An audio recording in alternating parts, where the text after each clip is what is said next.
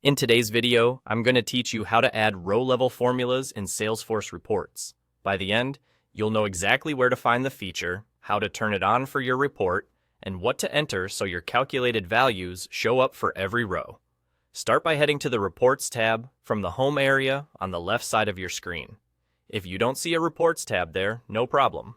Click the pen icon in the top right of the navigation, choose Add More Items, and then add the Reports tab.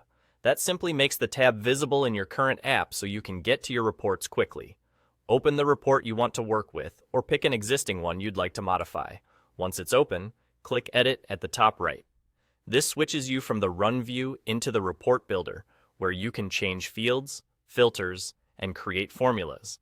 You'll know you're in the right place when you see the configuration panel on the left and your preview on the right. On the left, look for the Tool pane. Click the small caret next to columns to expand that section, then select Add Row Level Formula. This option adds a new calculated column that evaluates once per record, as opposed to a summary formula that works on groups. It's great for things like net amounts, ratios, or flags based on conditions in each row. Next, fill in the details for your formula column. Give it a clear column name so people immediately understand what it represents. Add a short description to document the intent, which helps other users and your future self.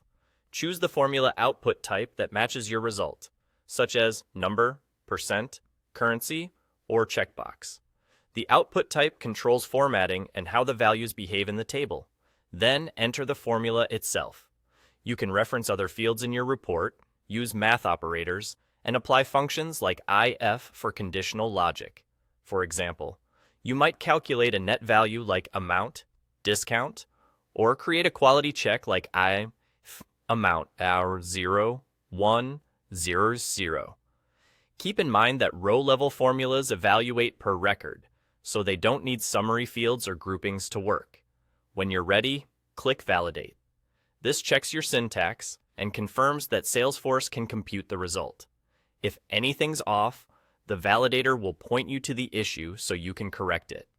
Once it validates successfully, your new formula column appears in the preview and will populate for each row based on the fields you referenced.